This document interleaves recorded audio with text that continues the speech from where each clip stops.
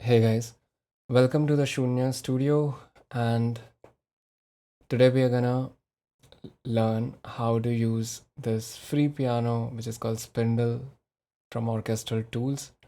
I will add the link in the description, and you can use this to create these cinematic piano patterns, which are you must have heard in the works of minimalist composers like Philip Glass, Hania Rani, etc. So let's listen to this once.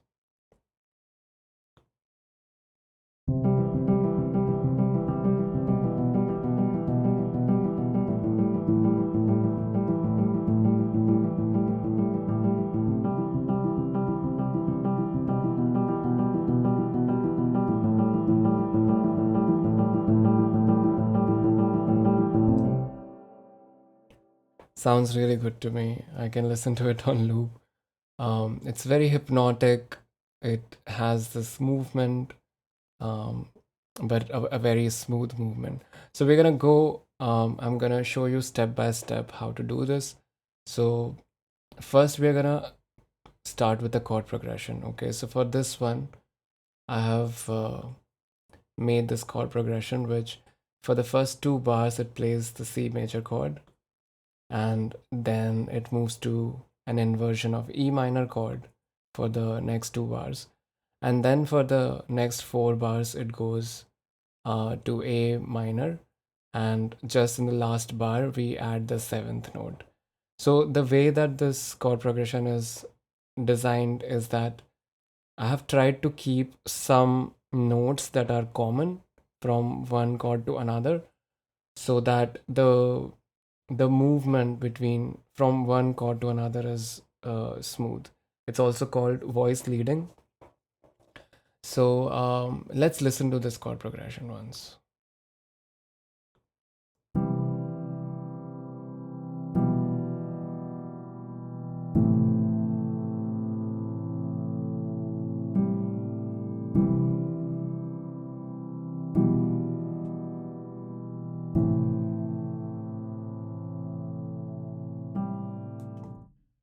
So even though it's not very interesting, but it sounds really good, and that is how we want to start.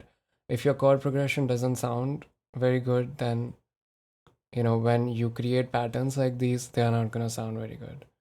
So once you have a chord progression like this, then we're going to break it up into two different parts. Like you can see, there is two different arpeggios, you can say, um, or broken chord patterns, or there can be different names for it. But the idea is that we are going to create a left hand part and a right hand part, and both are going to use different grids to come up with these kind of rhythms. And when both of these rhythms are played together, they create a composite rhythm, and which sounds very very pleasing. And it has this movement and a very hypnotic kind of feeling. So that's kind of a trademark for minimalist compositions. So we start with the left hand, and what I have done here is, in the left hand, the hand is playing the lowest note and the highest note alternatively for the entire part. Okay, so what we're gonna do here is, I'm just gonna delete the notes that are in the middle of these chords. Actually, you know what? Let's create this part. So for the first chord, so I'm gonna change the grid to half notes. Okay, so the pattern is like this, that it goes from C to G every half note. So this is it, like this one bar pattern. And I'm just gonna copy paste it and change the notes.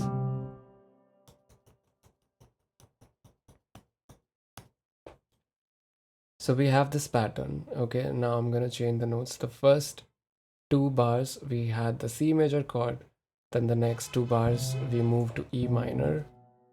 So sorry for the traffic noises outside. So yeah, for the E minor we are selecting the lowest note and the highest note because it was an inversion. So B and G. And then for the next four bars, we have A and E. And this one, we are keeping it at G. So I'm just gonna copy this. So this is our left hand part. Let's listen to it. I'm gonna mute the chord progression.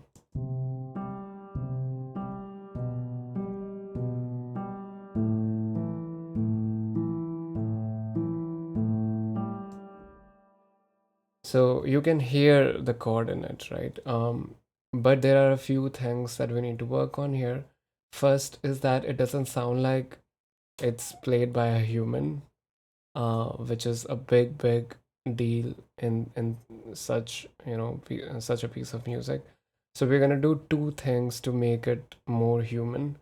One is that we're gonna displace these notes a little bit, um, so that they are not exactly on the grid. Because these are half notes, the groove pool is not going to be very helpful here, in my opinion. So we are just gonna do it manually. So for now, I'm just gonna move all of these a little bit to the right and maybe change things manually a little more.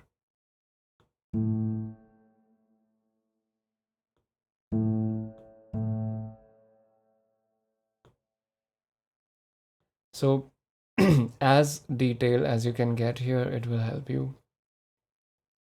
So that's one thing. Another thing is that all of these are at the same velocity, which is not how a piano player plays. So what I thought we can do is that we can select all the low notes and increase the velocity, or we can actually select the high notes and decrease the velocity so that there is more emphasis on the start of the chord. Okay, so let's do that.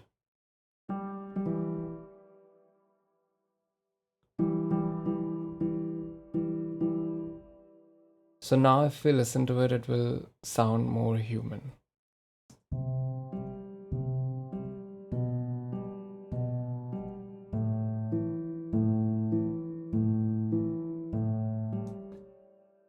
The displacement is very subtle, but it does really help. And the velocities, you can clearly hear that the low notes are louder than the high notes. So that's our left hand part. Now we're going to do something similar to the right hand part. So we again copy our chord progression. And this time we're going to make a eighth note pattern. So we change the grid to eighth notes. Okay. Then we're going to break this chord into three notes, 3/8 notes. Okay, so we're gonna start with C, then G,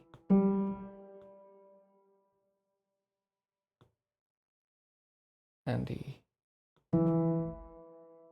That's it. That's our pattern. So it's 3/8 notes is how we are breaking up the right hand. Okay, and why 3 and not 4? Like I could have done this back here, which is also fine.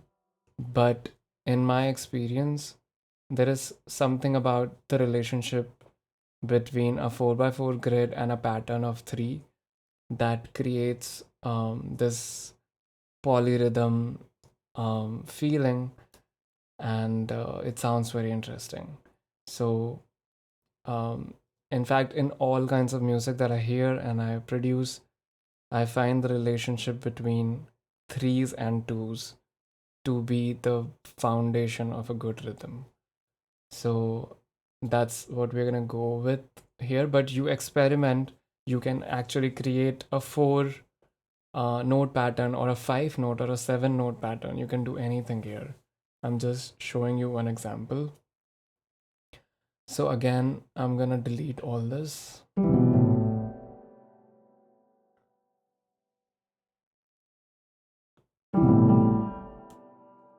And copy paste it and then change the notes later.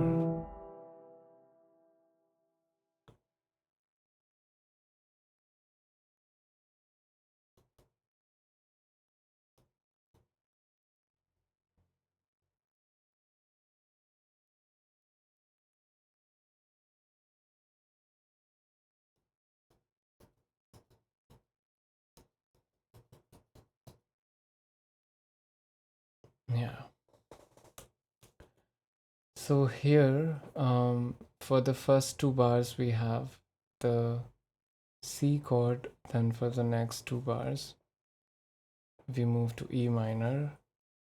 And then for the next four bars, we have A minor. So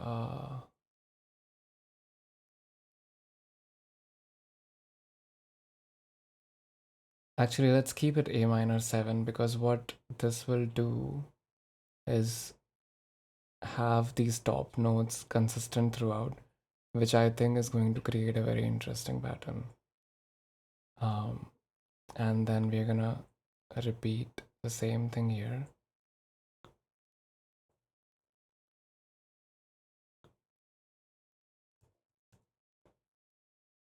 So for those of you who don't know how a minor 7 chord is created, you basically use the root note, then the third, the fifth, and then the seventh of the scale.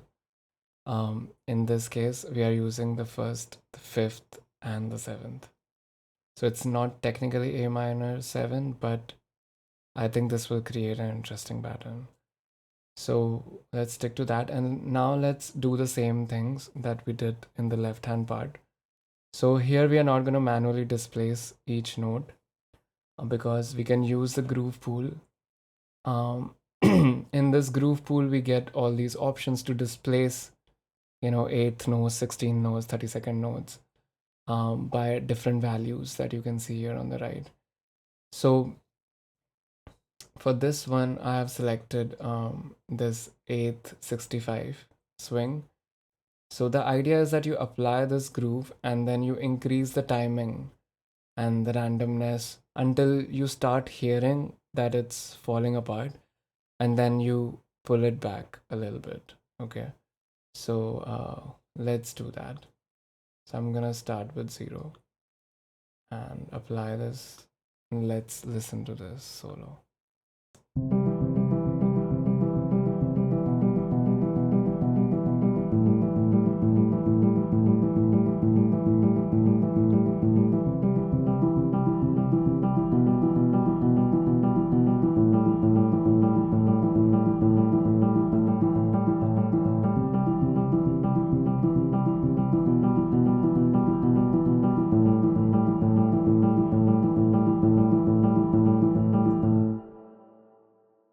Yeah, so that's the first part of the process.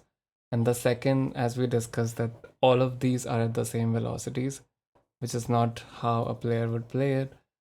So let's change this. What we're gonna do is keep the highest note at the higher velocity.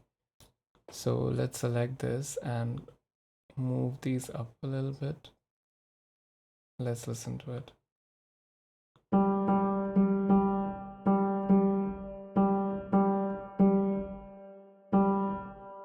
And the lower notes, let's move these down. Now let's listen to it.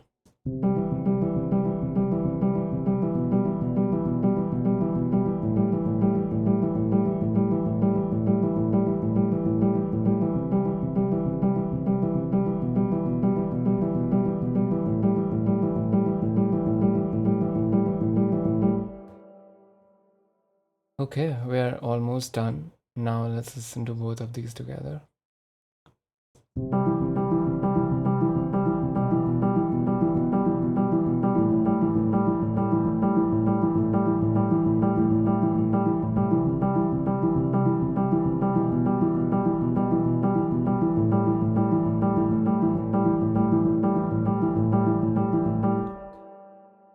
As you can see, what I've done is I've made the left hand part a little quieter, because if both are at the same volume, then they're gonna fight with each other for attention, and that's breaking one of the key principles of composition.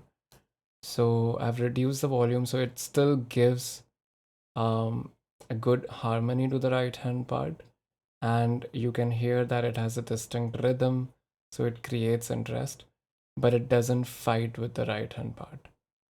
Um, Now I'll just quickly show you some processing that I did on it. I will disable all this and then turn them on one by one. I'm gonna keep the limiters there so that the volume is not dropped too much. So what the first thing that I did is reduce the low end a little bit and specifically reduce the low mids because it was getting a little bit boomy, because if you think about it, there are kind of like two pianos playing in the same range, almost the same range. So, you know, I had to reduce the low mids a bit to make it a little more clearer. Um, yeah, so let's listen to it before and after.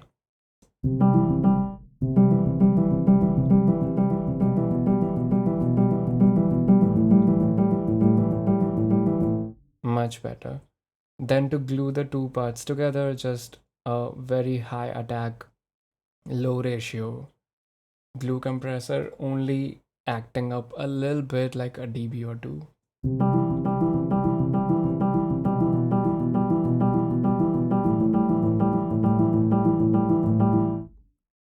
Then just a tiny bit of saturator.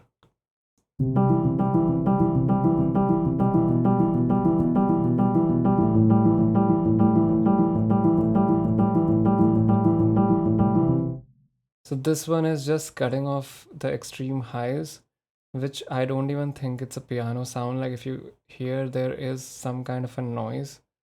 And in a lot of cinematic music, you don't hear the high end of the piano.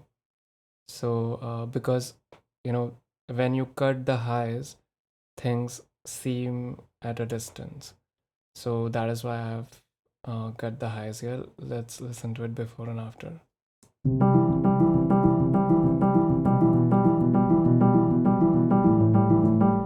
So even before applying a reverb, it already feels like the piano was pushed a little further back, right?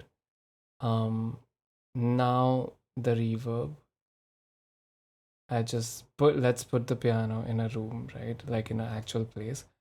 So I selected the hybrid reverb with Abbey Temple, 48%.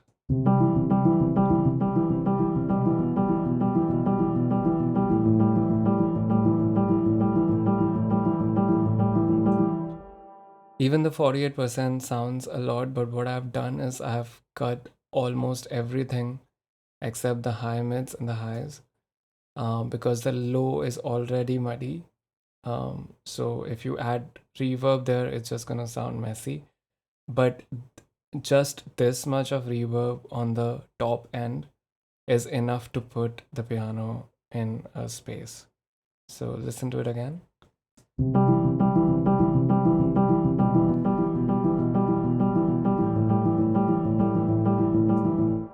So cool, right?